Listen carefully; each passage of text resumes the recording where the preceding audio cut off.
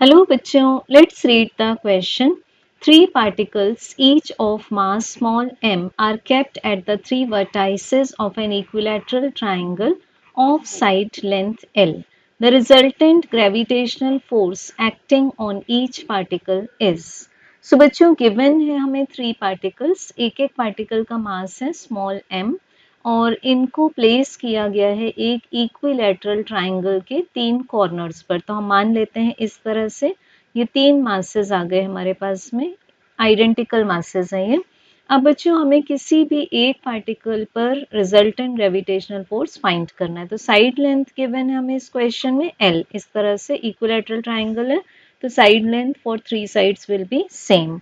अब इस equilateral triangle को पहले हम नेम मेंशन कर देते हैं ABC। अब बच्चों मान लेते हैं कि हमें फाइंड करना है C पार्टिकल पर रिजल्टेंट ग्रेविटेशनल फोर्स। तो ग्रेविटेशनल फोर्स की जैसे हम प्रॉपर्टी को ऑब्जर्व करते हैं तो it is always the attractive force. ठीक, अट्रैक्टिव फोर्स ही है हमेशा ये। तो बच्चों ये जो पार्टिकल M है वो इस पार्टिकल C को अपनी तरफ अट्रैक्ट करेगा। सो इस तरह से आ जाएगा हमारे पास में ये फोर्स आ जाएगा एक। अब पार्टिकल B भी पार्टिकल C को अपनी तरफ अट्रैक्ट करेगा तो ये आ जाएंगे हमारे पास में this arrow is showing the force acting on C by B, vector form में ये, and this arrow is showing the force acting on C by A। अब बच्चों यहाँ पर इनके जो मैग्नीट्यूड्स होंगे इनको हम फाइंड कर सकते हैं न्यूटन्स लॉ ऑफ ग्रेविटेशन से, जिसके according F equals to G the product of two masses divided by the square of the distance between them. तो बच्चों यहाँ हम देख सकते हैं कि जो FCA है और FCB दोनों के मैग्नीट्यूड इक्वल होंगे तो this is GM square divided by L square, इस तरह से मिल जाएगा हमें आंसर। तो ये आ गया हमारे पास इक्वेशन नंबर 1। अब बच्चों देख सकते हैं इक्विलैटरल ट्राइंगल की प्रॉपर्टी से ईच एंगल इज 60 डिग्री।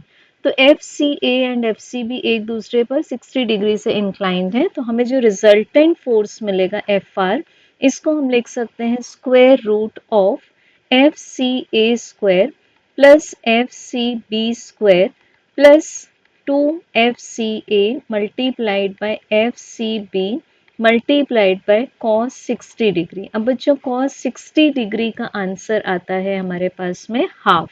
तो जब हम इसको पुट कर देंगे हाफ तो ये 2 कैंसिल हो जाएंगे। तो हमारे पास बेसिकली ये जो रिजल्टेंट फोर्स आएगा वो क्या हो जाएगा, that will be square root of 3 times of any force. Suppose हम ले लेते हैं FCA स्क्वायर। अब इसको जब हम पुट कर देंगे तो ये आ जाएगा square root of 3 multiplied by GM square divided by L square and its whole square, और ये स्क्वायर रूट है। तो ये परफेक्ट स्क्वायर है हमारे पास में, तो ये आउटसाइड द स्क्वायर रूट आ जाएगा। तो हमें रिजल्टेंट फोर्स का आंसर मिल जाएगा GM square divided by L square square root of 3। So बच्चों करेक्ट आंसर होगा ऑप्शन डी। Thank you.